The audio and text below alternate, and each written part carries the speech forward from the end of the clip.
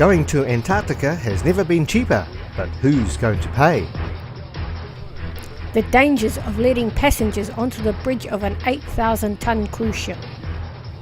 What's with that white powder? Is it our children's inheritance going up our noses? Is a bird on the arm really worth two in the bush? Good evening. Going to South America and Antarctica has never been cheaper or easier. In 2012 there were strikes and riots in Greece, and our attention turned to South America. My good friend Andrea Smee recommended Machu Picchu as the destination of choice. While we were over that way, I wanted to go to Antarctica. What? An adventure like this is going to take 2 months and cost $50,000. Who's going to pay? Well, you can pay because you've got the money. You can afford it. And so the planning started. We would fly LAN Airlines from Auckland to Santiago in Chile. That's a 13-hour flight on an Airbus A340. Then from Santiago we would fly to Buenos Aires in Argentina. That's a 2-hour flight. From Buenos Aires we would go to Ushuaia. That's a 4-hour flight to the most southern city in the world. At Ushuaia we join another 181 passengers and 134 crew on the Ocean Diamond, a converted research ship built in 1974. Weighing in at 8,000 tonnes, it's slightly larger than the New Zealand Inter-Island ferry. Compare that with a typical P&O's cruise ship at 80,000 tonnes. We cross the Drake Passage, one of the roughest seas in the world. Every year a disaster of some sort happens down there. Take a look at what happened to the Celia 2 in the Drake Passage in 2010 when it lost an engine and couldn't navigate out of the storm. The video footage was taken by a crew member on board a National Geographic ship which was passing by.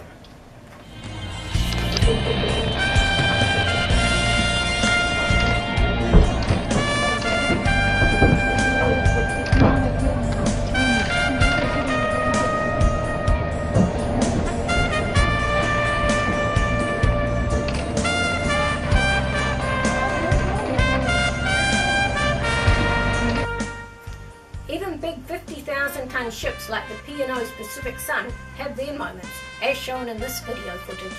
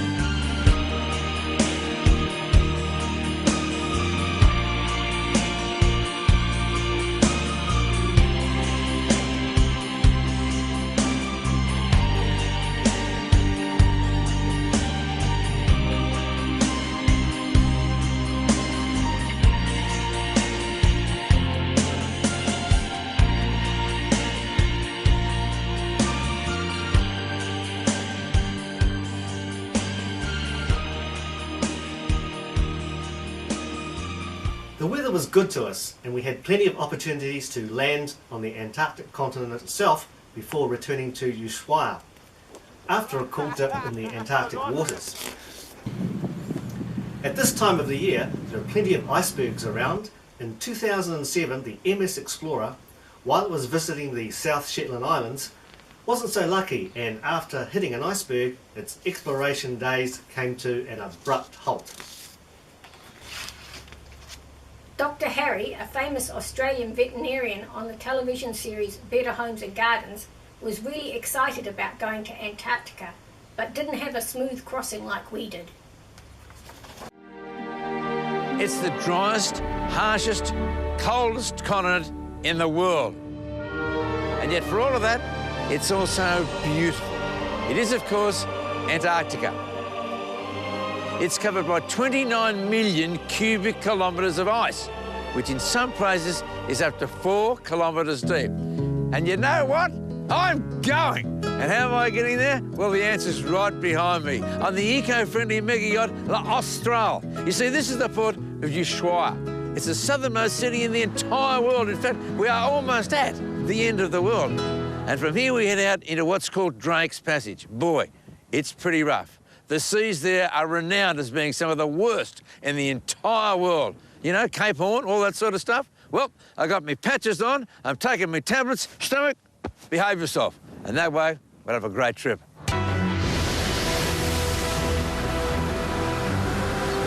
Well, they weren't kidding when they said the Drake Passage is going to be rough. The reason for the high seas is due to the warm air from the north clashing with the cold air of the south. It's also around the point where 4 of the world's oceans meet, generating a current that moves 153 million cubic metres of water every second. That's 100 times more than all the rivers in the world combined. Whoa! It's enough to make a bloke feel a bit crook.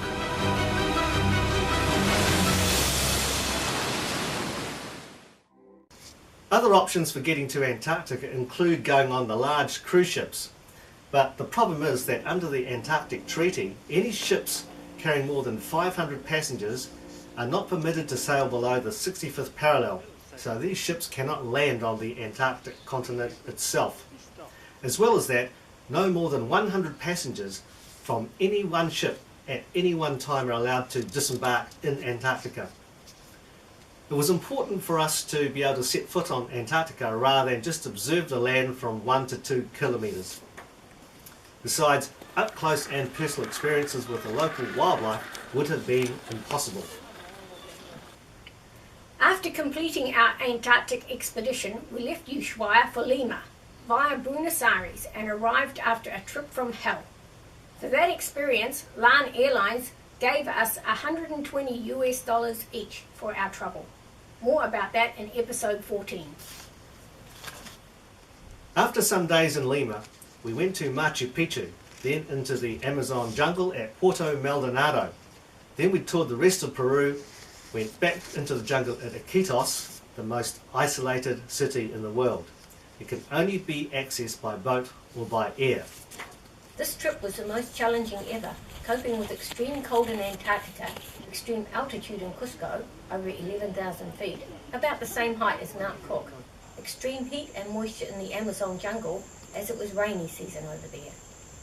So we hope you can find time to enjoy the many episodes of our travels.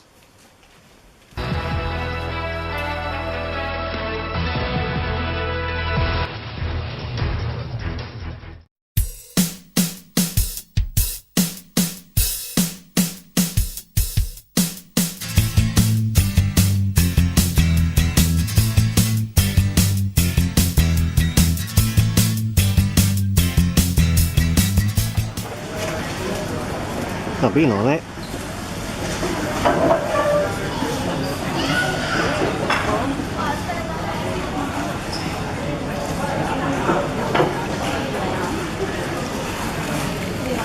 We're off to today. Antarctica. We stopped chilly. Who's going to pay? I reckon you can. Seeing the money dog snipped all your money out. Money dog found Stephen. You didn't know they had a money dog, but he was very interested in Stephen's bag. Yeah. Sat down. That's probably why they call me money bags, is it? It must be.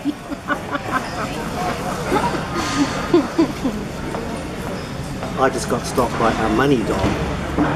Didn't know they had these things here. He came straight for me, being an Asian.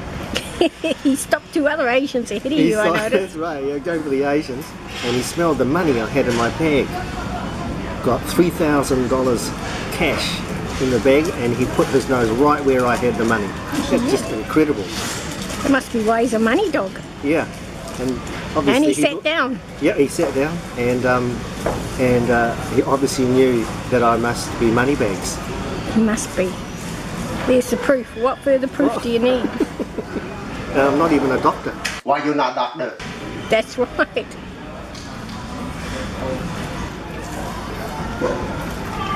Look, it's all in Spanish.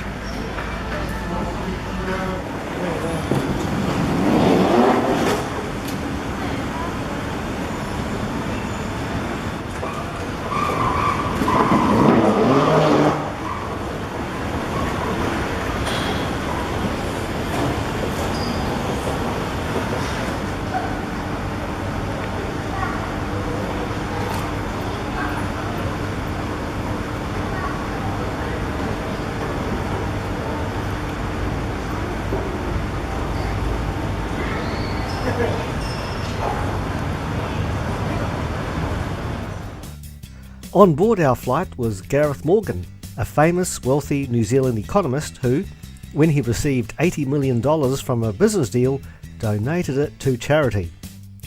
The Airbus A340-300 in economy class was comfortable but noisy.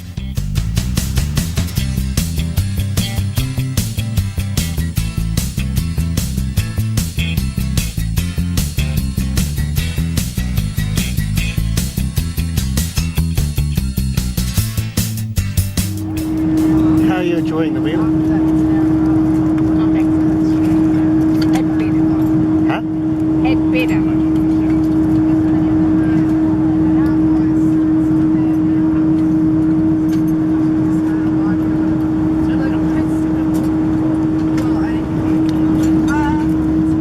Pick all the washes out of the salad.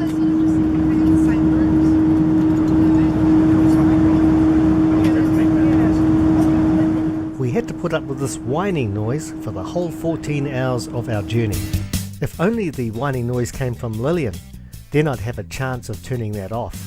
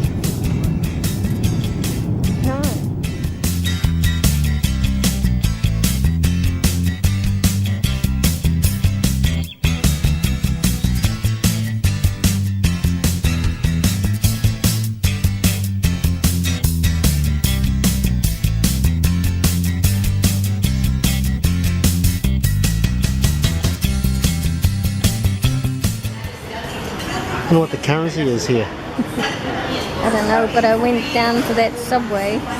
It's $4,995 for a sandwich. What? I should have bought more money then. I think it sounds like we might run out.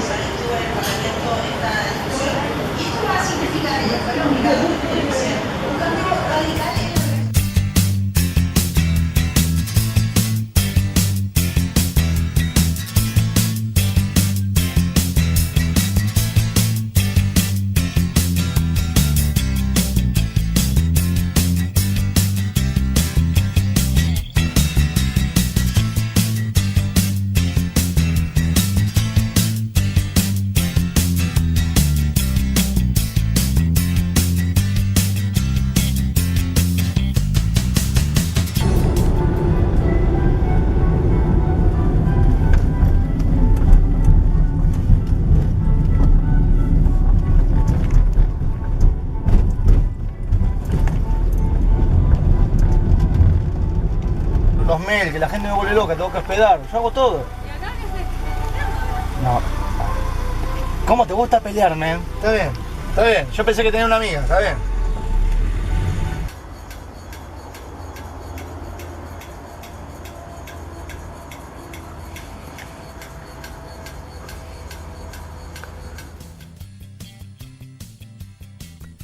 Buenos Aires has two commercial airports, and the 45-minute taxi ride between them takes 3/4 of an hour.